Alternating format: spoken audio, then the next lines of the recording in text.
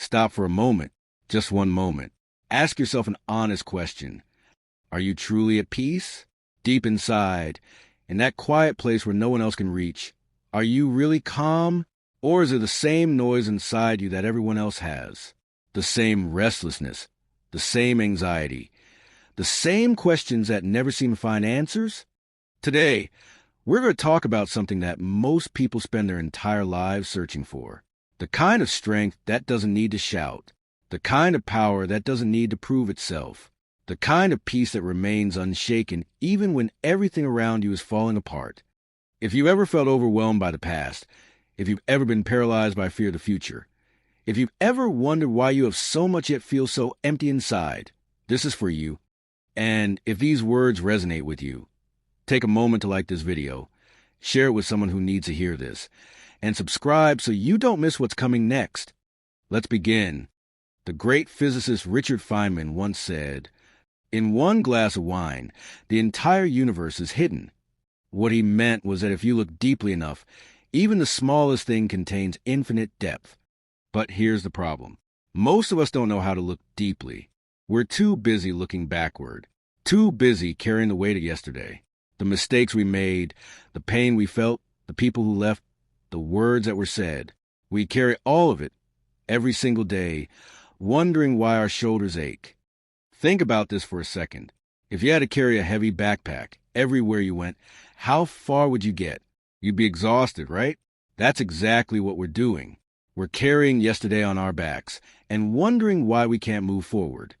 In Taoist philosophy, there's a beautiful teaching. Be like water. Water never looks back. It just keeps flowing. Mountain in front of it, it flows around. Rock in its path, it goes over or under or through. But it never stops, never looks back, never regrets. We need to learn how to flow, to take yesterday as a lesson, not as a life sentence. Did you learn something from what happened? Good. Now keep moving. Don't look back. The French philosopher Michel de Montaigne once wrote, "The greatest wisdom is knowing what to hold on to and what to let go of." And the single most important thing we need to let go of is yesterday. Because here's the truth that changes everything. Yesterday is already gone. It doesn't exist anymore except in your memory. And you're letting something that doesn't exist control something that does. You're letting the ghosts of the past haunt the reality of the present. It's time to stop. Psychologist Carl Jung said something profound. What is outside is also inside. What is inside is also outside. Think about that for a moment. The way you see the world is a reflection of the way you see yourself. If there's chaos inside you, you'll see chaos everywhere. If there's peace inside you, you'll find peace in the most unlikely places. This is why self-reflection isn't just some spiritual luxury. It's a necessity, because when you look inside, you see the real problems, the real fears, the real desires, the things you've been running from your whole life. And here's the surprising part.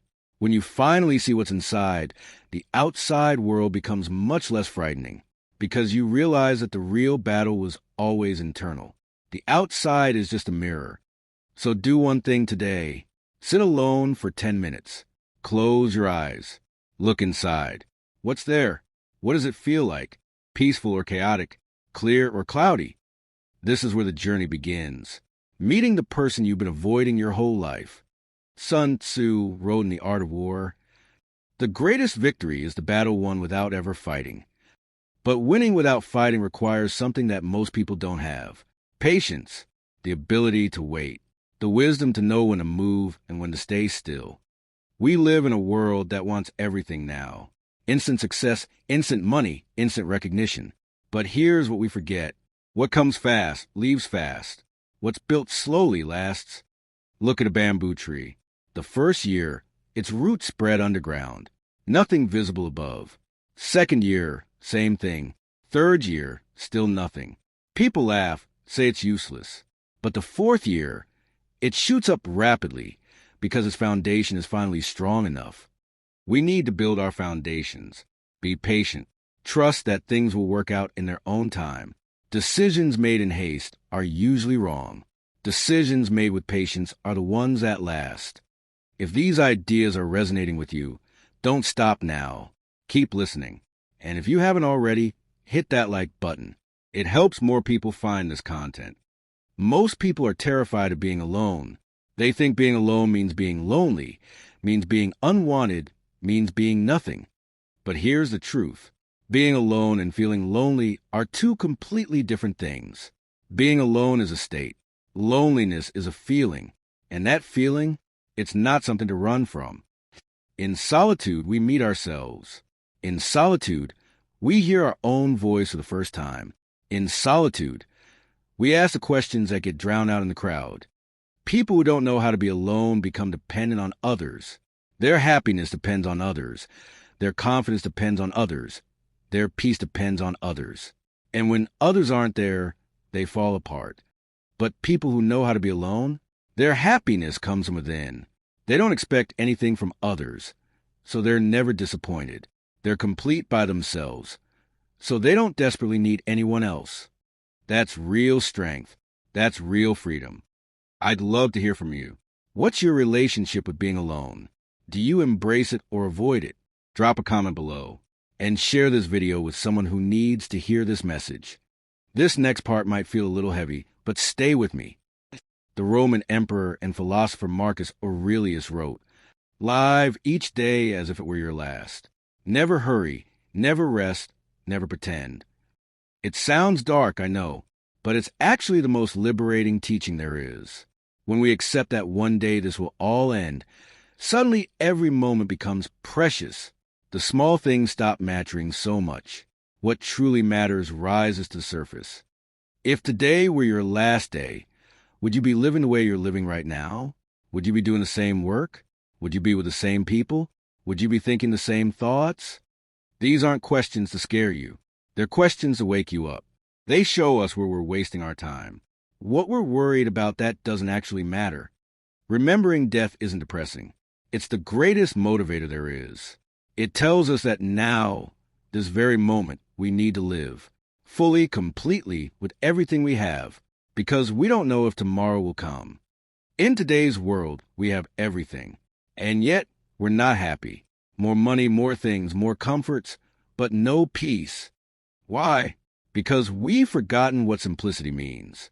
We've forgotten that real happiness isn't in things, it's in feelings. Real contentment isn't in getting more, it's in wanting less. Lao Tzu said, "Those who have little are content. Those who have much are troubled." Think about it. Is what you have not enough? Do you really need more?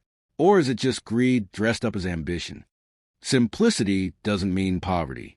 Simplicity means knowing the difference between need and want. Fulfill your needs. Control your wants. When you return to simplicity, you'll find that life's burden becomes lighter. That constant chase, that endless pursuit of more, it fades away, and in its place comes a deep, lasting peace. There's an ancient saying, "You reap what you sow." This isn't just religious talk. It's psychological truth. What you think, you become. What you do comes back to you. What energy you put out returns to you. If you cheat the world, one day someone will cheat you. If you help others, one day someone will help you.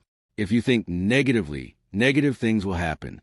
If you think positively, opportunities will appear. This isn't mystical. It's just cause and effect. Every action has a reaction. Every seed grows into a tree. So from today, sow carefully, because what you sow today, you'll harvest tomorrow. Think good thoughts, do good things, be a good person, and watch how your life transforms. This is the most important part. The one thing that changes everything. Living right here, right now, in this moment. Our minds are either in the past or the future. Memories of yesterday, worries about tomorrow. And in this constant back and forth, we lose the most precious thing we have, the present. But here's the truth. The past is gone, it can't be changed. The future hasn't arrived. We don't know what it holds. What we actually have is just this moment, just right now, just this breath. The person who learns to live in this moment becomes the greatest warrior, because the past can't haunt them anymore. The future can't scare them anymore. They're here fully, completely, with their whole heart. So from today, whenever your mind wanders, bring it back to this moment. Whenever worry creeps in, look at what's around you right now. Whenever regret surfaces, remember that now is where you need to be. Because life is only here, in this breath, in this moment, in this now. So here's what we've learned together.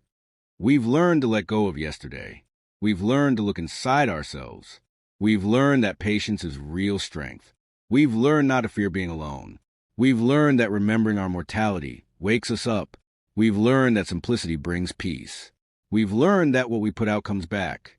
And we've learned that living in this moment is the greatest art of all. But learning isn't enough. It has to be lived. It has to be practiced every single day.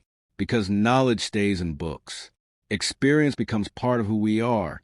And now I have one last question for you.